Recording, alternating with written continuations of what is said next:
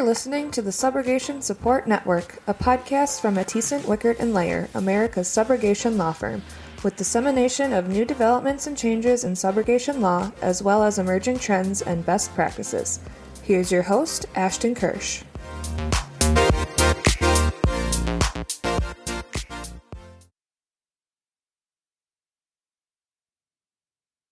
Hello, everybody. This is Ashton Kirsch, joining you today with the Subrogation Support Network podcast.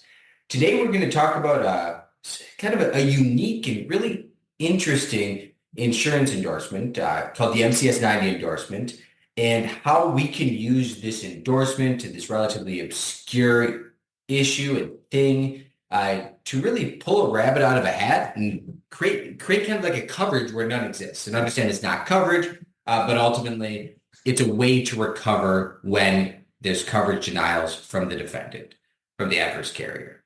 So today, I'm going to kind of give you a brief overview of the endorsement. We'll talk about subrogation through the endorsement, recovery therein, and also MCS-90 reimbursement, which is an associated topic. Throughout the presentation, throughout my conversation with you today, because I have nobody else joining me, it's going to be kind of more relaxed. It's just going to be me running you through kind of the materials that I present when I do these trainings. And I present on this topic probably at least a dozen times a year to different groups. Interestingly enough, I actually just presented to an industry group this morning with 4 other attorneys on the endorsement. We talked about other issues, coverage, defending MCS-90 claims, and so forth. But today, this is going to be all about subrogation and really a way for you to be able to differentiate yourself from other adjusters or other attorneys. And ultimately, in your practice, this will probably end up being one of those kind of secret issues that you're able to keep in your back pocket and ready to use and be able to create recoveries where a claim would have otherwise been closed by maybe somebody who didn't have this knowledge. So love to be able to add that. But let's just start. What is the MCS-90 endorsement? Well, the basics of the MCS-90 endorsement is that it is an endorsement that the federal government mandates to be included in any insurance policies that covers motor carriers who transport cargo interstate. What that means is it's in addition to an endorsement to the liability policy, which says that there's a requisite amount, usually $750,000, in public liability coverage, though it's not necessarily coverage, that will cover the claim if a third party is injured. If the public is injured, they make a case against the defendant, who's a motor carrier, trucking company operating interstate, and there's a coverage denial for one of a number of reasons. Oftentimes it's something such as an auto that's not listed. Then at that point in time, the endorsement comes into play and would make payment. Just to kind of give you an example, because it is kind of complex if you haven't dealt with this before, example would be, imagine ABC Trucking Company is in a collision with Tory Tortfeasor. Or sorry, let's say ABC Trucking is in an accident with Patty Plaintiff, better example. So now Patty Plaintiff's driving down the highway. All of a sudden, an 18-wheeler swerves right into their lane of travel, runs into the truck, causing damage, right? So defendant, absolutely at fault. ABC Trucking, 100% liable. However, demand is made on ABC Trucking, their insurance company, let's say JCL Trucking. They then get that claim. They deny coverage because the vehicle was not listed on the policy. Well, coverage has been denied. What the endorsement does is it then steps in and it creates a means of recovery for Patty Plaintiff. She can make the case against ABC Trucking, at which point their insurance carrier is obligated to make payment after a judgment is received to Patty Plaintiff. That's the roundabout way. I can tell you that I've reviewed closed files for a number of clients over the last 10 years. And in reviewing those files, we found hundreds of viable subrogation claims against trucking companies that were just closed down for no subro or not pursued the appropriate way because people just didn't know that this MCS-90 endorsement was in existence. So what it really does is it shifts the risk of loss for accidents that occur in the course of interstate commerce away from the public by guaranteeing that that injured party will be compensated even if the insurance carrier has a valid defense that's based on the conditions of the policy. So now to truly understand this and how it applies, it's really interesting to look at the historical context, right? And we usually don't talk about historical context in the claims world, but ultimately, I think it's important here. So in the late 1800s, the commercial automobile, the standard, the tractor trailer was invented, right? And over the next 50 years or so, the usage expanded rapidly.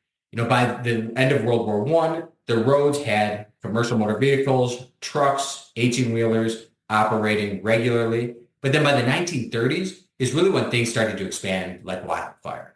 At that point in time, trucking kind of overtook the railroad industry as the primary means of cargo transportation. And the government realized, hey, there's something that has to be done. We really need to start regulating the truckers. So what happened was the MCA, so the Motor Carriers Act of 1930s, was enacted. And what the MCA did, and also through the ICA, another similar regulation that also is the Interstate Commerce Act, regulating the industry, it created kind of a network and a web of regulations that impacted trucking companies. They had crazy red tape. For example, the government, the bureaucracy, they set the rates, mandatory minimum and maximum rates. They set geographical limitations on where motor carriers, trucking companies could operate. They required burdensome, crazy amounts of compliance. Pretty much to operate, you had to have a team of lawyers on staff ready to just get the right operational authority. And in the end, what that did is between the 1930s and maybe the 1980s or so, you started to have it where only large, very large, sophisticated trucking companies could be in operation. Now, what did that mean? That's supply and demand, economics 101. What that meant is that you didn't have many truckers on the road. You only had the big companies. There were significant barriers to entry for the smaller companies and individual owner operators. So Congress realized in the 1980s, if you're around then, it was a time of significant reconsideration of the political regime, right, and bureaucracy in general. There was a lot of deregulation, and one thing that the Congress decided to deregulate was the commercial vehicle industry, so the motor carrier industry. And what they did is they made changes to the MCA and passed a new law, also known as the Motor Carrier Act of 1980. Now, the Motor Carrier Act of 1980, what it did was it got rid of a ton of the red tape, the regulation, right? It got rid of the required tariffs. It got rid of the geographical limitations. It also made it so that it would be very possible and encouraged. And so also the smaller companies were encouraged to operate. So the goal here was trucking became incredibly expensive, right? The consumers, the people shipping the cargo were paying crazy amounts of money, more than the government thought was necessary. And it was because of government regulation and red tape that created this situation. So the determination was deregulate, reduce regulations, reduce the burdens of red tape, so more small trucking companies could come into operation. So throughout that time, Congress in general, and we don't need to talk about my political views, but ultimately, Congress isn't really that great at being proactive. They're typically very reactive. But in this situation, they actually did a decent job because they foresaw and they realized, okay, well, by increasing competition, we'll reduce prices. But ultimately, we'll also have more trucks on the road, which is a good thing in their mind. But those additional trucks are going to be largely smaller companies, which are going to be less well-funded.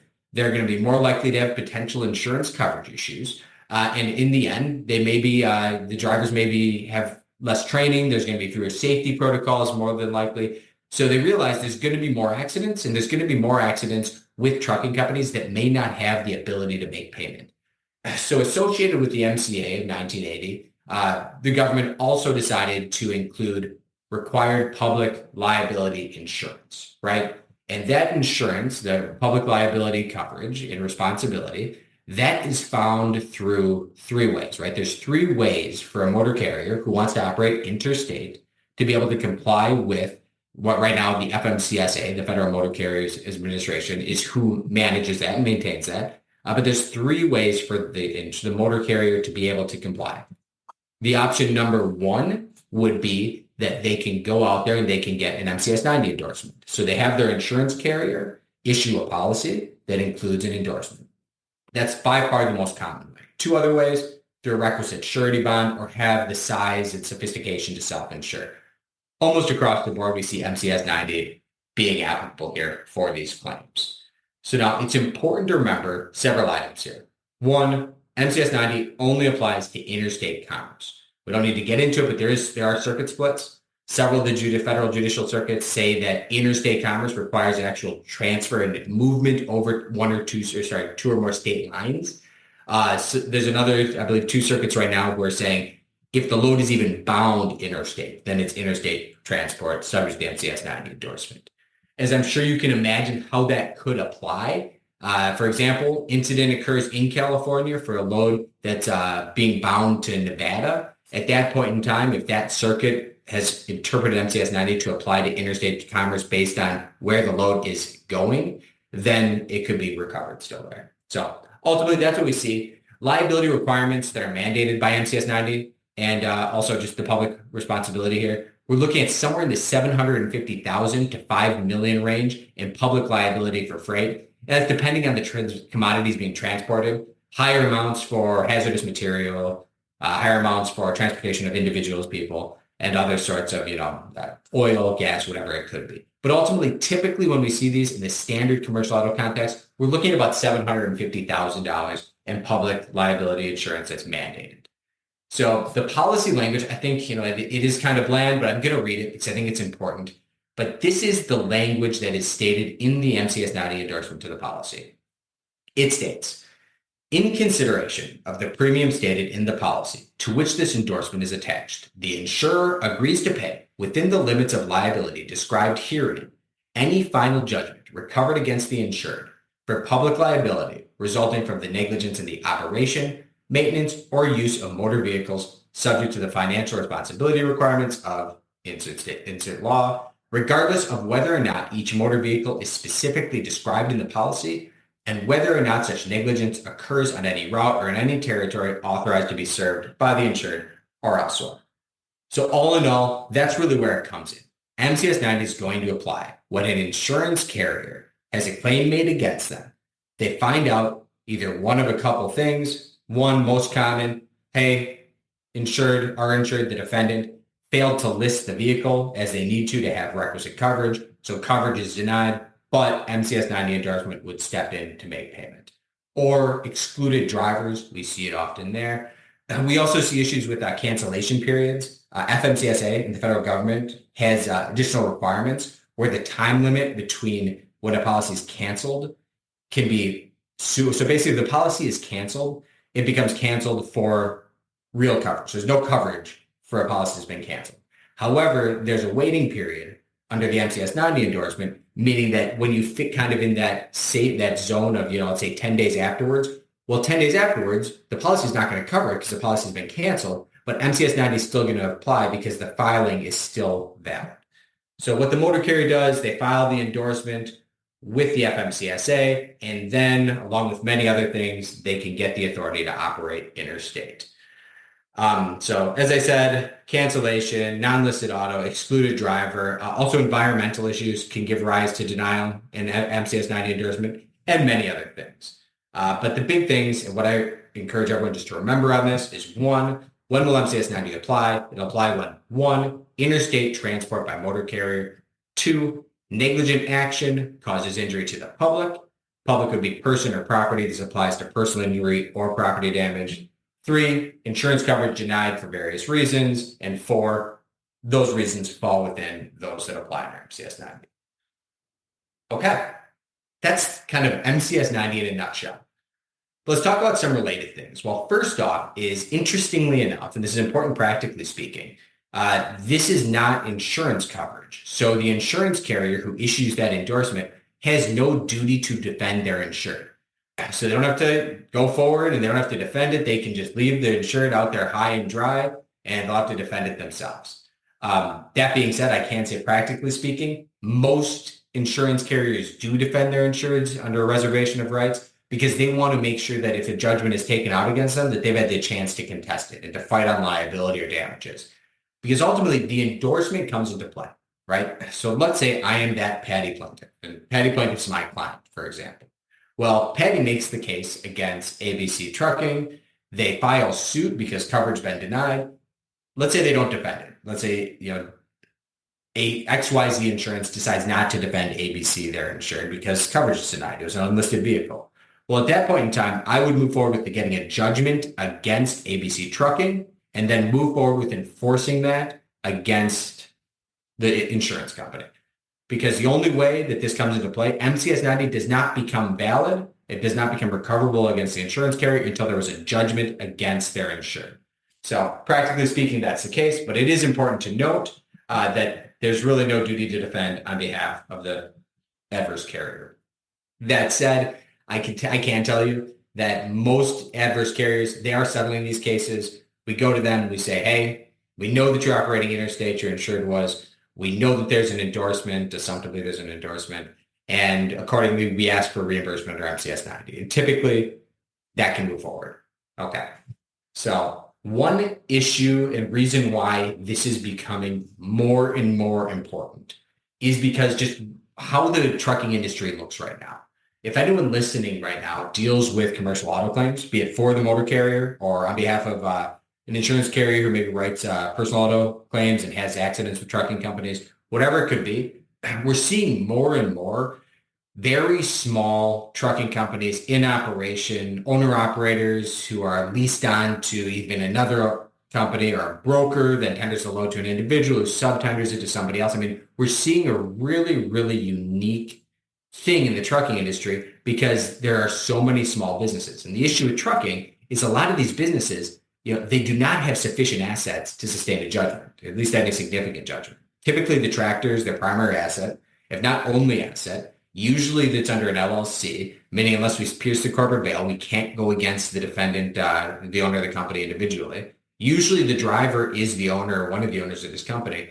And in those situations, it becomes really easy for them to change ownership, right? So ultimately, when we have these small cases against trucking companies, my clients are typically either one, when coverage is denied against ABC Trucking, who has one tractor and is no longer in operation, typically what happens is my clients say, hey, well, before I train them, of course, but most insurance carriers say, hey, this is a claim against an uninsured trucking company who has one vehicle and they're out of business, shut it down.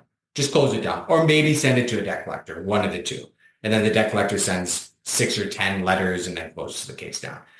Either way, by knowing MCS-90, by just having this general understanding, you can take a lot of those cases, or some of those cases even, at a minimum, and create a full recovery where previously the case had just been closed. So I encourage any client to try to take a look at these cases and see if they can't find claims that MCS-90 would be applicable to. Okay, so to recap.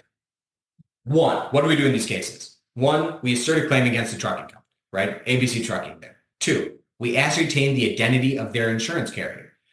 One thing to note is that a lot of times when we send a demand letter, we get that police report. All we have is a trucking company name. All we have is ABC Trucking. Sometimes they may have the insurance carrier. Oftentimes it's not the case. But even if the insurance carrier is not listed, there are a lot of ways through FMCSA or SAFER to search online and find the identity of that carrier. 3, we want to provide the adverse carrier an explanation of MCS-90. So one thing I've noted in the industry is that a lot of adverse adjusters for the liability carrier, for the commercial auto company who has the endorsement, either 1, they play dumb purposefully because so many people know nothing about the MCS-90 endorsement, and 95% of these cases just disappear without even MCS-90 being brought up. So they purposely play dumb, or they truthfully don't know about MCS-90 and how it applies because it comes into play so seldom. I'd like to, I guess both of those are bad things. So I don't want to say which one I'd like to think, but ultimately, of all the cases we bring, I've never once heard of an adverse carrier coming back and saying, oh yeah, we don't have coverage, but there's the MCS-90 endorsement. That's not going to happen, at least not often. So you need to know this. You need to bring it to them. And frankly, you need to know enough about MCS-90 that you can school the adverse adjuster in it and explain, hey, here's the deal. I know you have an endorsement. I know this was an interstate load. I know that if I file suit against your insured, I'm going to get a judgment. They're probably not even going to defend it. At which point in time, I'll just enforce it against you. You're going to pay me 100%. Or you can just settle now, negotiate. So ultimately, that's usually the approach. One kind of pitfall of that is that when it comes down to interstate transport in general, we don't always know whether or not the defendant was transporting a load interstate. I can say a lot of times we can take a look and make assumptions. If the defendant is a business incorporated in Illinois and the damage or the accident occurred in California, we can make assumptions saying it's worth moving forward with. But if the defendant's from Florida, incident occurred in Florida, We really don't know. Or larger companies where they have multiple locations, it's really tough to know that. So a lot of times we'll even get the defendant on the line. And I'll just make clear, here's the deal. I'm going to go against you. We're going to get a judgment. We're going to take you for what it's worth, right? You don't need 2 trucks. I guess I'm going to be taking those trucks. I don't always say that. But ultimately making clear that you have real liability here at defendant trucking company, unless you play ball, right? And by playing ball, that means tell me, were you driving interstate? And then oftentimes they'll give me a bill of lading or something else. Otherwise, if it's worth it, if the damage is high enough, we can just serve some discovery after we file suit, get the bill of lading, the BOL, and then we'll know where the load is bound and all of that fun stuff. So, all right. After we've given the adverse carrier the explanation of MCS-90, step 3, step 4 is to attempt to settle prior to obtaining judgment, right? Why file suit and then move to enforce if we can just get the case settled? I mean, these cases can be really complex and very expensive to litigate if we can't get it settled up front. Doesn't mean we don't do it. We do it all the time. But there's a huge incentive and a huge value to taking a reasonable settlement on cases like this, because otherwise, it's not just that we need to move forward with a default judgment. We need to litigate the case. Potentially it'll be defended. Eventually we'll get a judgment, at which point in time, it's not like we just have the judgment. At that point in time, we need to then move to enforce it. Oftentimes, once we have the judgment, we can use that as the additional leverage to get the case settled. But ultimately, it can be very, very complex. All right, step 4, try to settle. Okay, let's say they don't settle. Step 5, obtain the judgment against the defendant insured, oftentimes a default. Step 6, bring claim based on valid judgment against the insurer. Okay.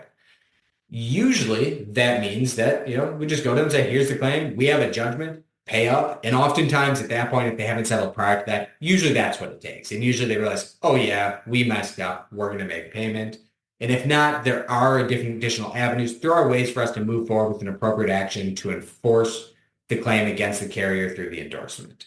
So that's really what it is. Another kind of thing that I'd make note of is you want to make absolutely certain that we have knowledgeable counsel on these cases, right? And that's not like a self-serving, hey, use me. Use whatever attorney you want to, but be absolutely sure that you have somebody who understands how the MCS-90 endorsement works, the ins and outs, the interplay, because this stuff is unique, it is different, and there's different strategies. Okay, so that's MCS-90 claims through subrogation, right? Pretty straightforward, complex, sure, but something now you know what to look for. That's really the goal here. You're never going to be expected to be an expert. There's circuit splits. There's different ways that this is applied depending on where the jurisdiction is, right? But the big thing to know is, question in your mind, if you just take this one thing away from this podcast, interstate transportation from a commercial motor vehicle, they had insurance coverage denied for some reason. Now you know, don't just shut it down. Start asking questions, see if MCS-90 applies. All right, so next up. That is claims for subrogation. Another interesting thing to note is, let's kind of flip scripts a little bit. Let's go back. Let's pretend like we are now the insurance carrier who writes the policy that has the MCS-90 endorsement. So interestingly, and this is really unique in the industry, if payment is made under MCS-90, that carrier has the right to go against and even sue their insured, the defendant, right? Their insured for the amounts they paid under the endorsement. Was because it was paid outside of the policy. And specifically speaking, the MCS-90 endorsement has language, reimbursement language, that outlines the right for the carrier to go against their insured for any payment made under the endorsement. The language states this as follows. The insured agrees to reimburse the company for any payment made by the company on account of any accident, claim, or suit involving a breach of the terms of the policy, and for any payment that the company would not have been obligated to make under the provisions of the policy, except for the agreement contained in this endorsement. Okay, good stuff, right? Now, how does that work? Now, let's go back to our example before, right? ABC Trucking is the defendant, Patty plaintiff, brought a claim. Let's imagine that Patty plaintiff then filed suit, got a judgment against ABC Trucking. Case wasn't defended by the insurance carrier XYZ, so a judgment is in hand. Patty plaintiff's attorney has that for, let's say, $250,000 against ABC Trucking. Well, at that point in time, they then bring that over to XYZ Insurance. XYZ Insurance says, okay, you have a valid judgment. We get it. There's an endorsement. Here's $250,000. And understand, usually they'll negotiate it, but let's assume for this case, they just paid the full amount. Well, at that point in time, XYZ Insurance now has a right of reimbursement for that full $250,000 against their insured ABC Trucking. So what they do? Well, it's pretty straightforward. You can make a demand, try to get it resolved, file a lawsuit, whatever you want to do there. It's really straightforward. It's a right of reimbursement. The only thing that's unique and strange about it is that we're suing our own insured. Now, there's a lot of difficulties here. I will say probably 9, maybe 8 or 9 out of 10 MCS-90 reimbursement claims that I review for clients, they're just not recoverable, right? It's against the trucking companies that it's currently out of business, or even when they were operating, they had a revenue of, $125,000, or they're just, they have one tractor that's a 1985 Peterbilt, whatever it could be. Usually they're just shut down. There's really nothing there. And debt collectors take in, they at least can run with it and do what they can. But keep that in mind, but there are plenty of other cases out there and other claims where it's a collectible company, right? I have a ton of them I see every year where it's trucking company with 20 to 50 vehicles, right? They can absolutely sustain a claim. We have other cases where huge trucking companies, I've had a couple claims against trucking companies with over 1,000 vehicles, and somebody just messed up along the line in their risk management department. Either way, what we do first on these cases is we do it like we would any uninsured claim, right? We're just doing a background check and asset search on the defendant trucking company. Typically, I even start kind of just Googling the trucking company's name, pull up their FMCSA filing, see how many tractors that they have currently listed, how many drivers. Interesting thing to note is oftentimes that will also include leased vehicles with owner-operators, so they may not own the tractors. So it's not necessarily a great way to give a full background on what they are, what their operations are, but it gives us an idea, right? So if it's one tractor, we look into the named owner of the vehicle, owner of the business, and find out, yeah, they don't own any other property, nothing there. At that point in time, yeah, probably not something that at least my firm, MWL, is going to litigate.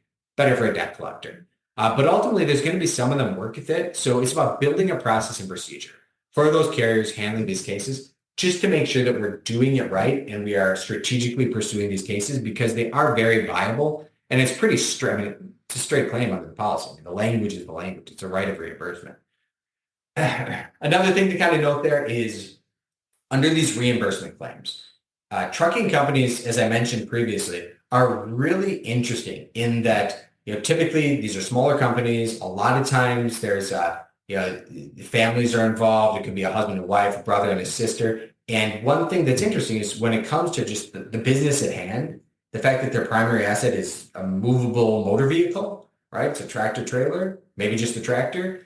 At that point in time, it's really easy for them to change their business operations, right? To just go out of business. ABC Trucking goes out of business and creates, DLW Trucking, or whatever name you want it to say. And then DLW Trucking is owned by the same people, but they just file for new authority, get new insurance, and there you go. They're still in operation.